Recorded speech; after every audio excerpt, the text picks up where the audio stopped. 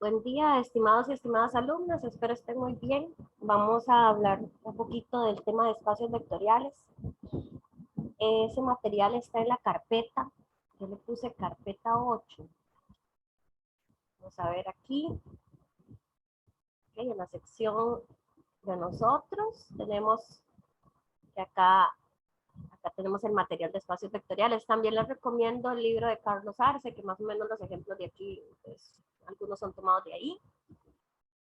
Y del libro de Grossman también pueden tomar ahí de ellos. Voy a compartirles el PDF para que vean este que dice tema 7, es una presentación del profesor Claudio Zúñiga. Entonces vamos a leer conforme está acá. En la última clase que tuvimos antes de la desconexión, nosotros trabajamos eh, sobre geometría y luego al final como que les comenté un poquito que podían revisar. A mí el libro de Carlos Arce me gusta para ese tema. Y pues aquí vienen ejemplos pues, de esos y parecidos, ¿verdad? Entonces vamos a leer un poquito lo que dice la presentación. Si ustedes les va bien leyendo solitos, pues genial, ¿verdad? También.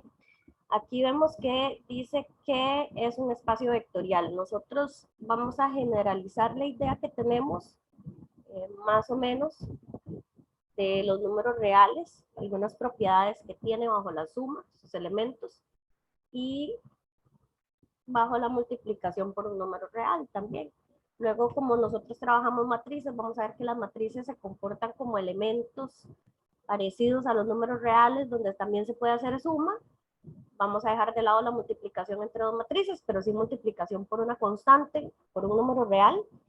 Y vamos a ver más ejemplos de espacios vectoriales. Entonces, primero debemos definir qué es un espacio vectorial. Realmente es un conjunto de elementos junto con un conjunto de otros elementos que serían los números o escalares por los que se los multiplica y una operación suma entre los elementos de ese espacio, de ese conjunto, y la multiplicación por los escalares. Digamos que hay dos conjuntos, los escalares, que es como las constantes, y el conjunto de los objetos que forman este espacio vectorial.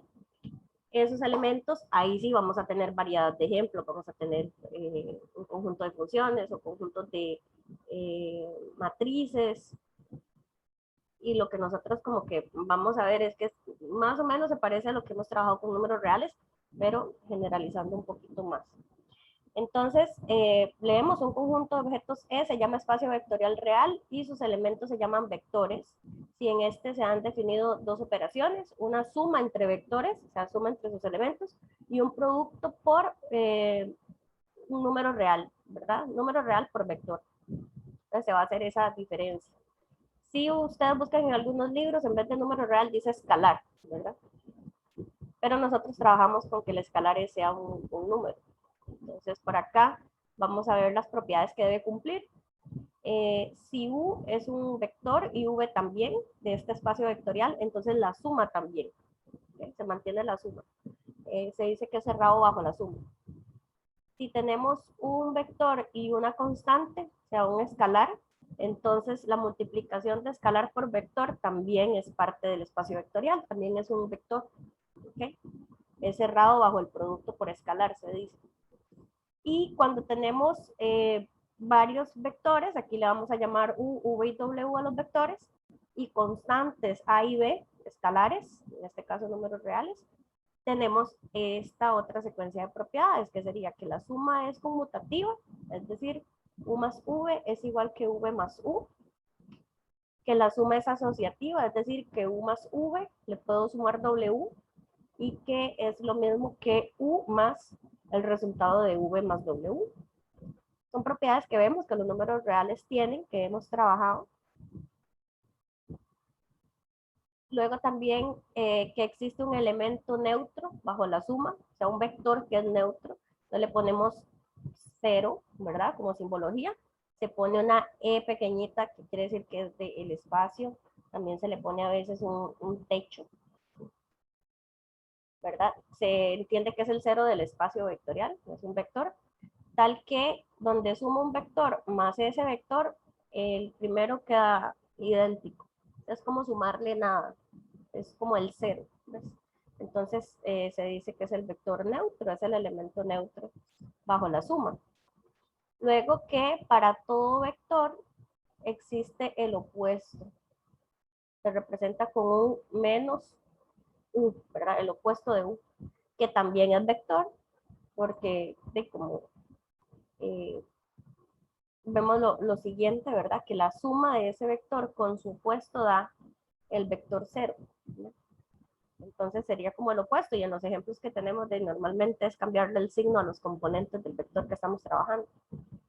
Luego que está la propiedad 7, que dice que al sumar dos escalares o dos números reales, y si quiero multiplicar por el vector, pues se cumple como una ley distributiva, ¿verdad? Entonces que el vector se puede como repartir y se crea la constante por vector más la otra constante por vector. Es decir, hay una ley distributiva con respecto a el producto por escalar. Y por otro lado, otra ley distributiva es la 8, donde tengo una constante A multiplicando la suma de dos vectores y que equivale a por U más A por V, ¿verdad? Entonces, que hay una ley distributiva también en el sentido de que una constante se puede distribuir. Que también hay otra propiedad que es la multiplicación de dos constantes por U, las dos escalares, dos números reales por U, es igual que multiplicar una por una, ¿verdad? Entonces, básicamente aquí vamos a tener que, digamos, 2 por 3 por U, ¿cierto? Entonces,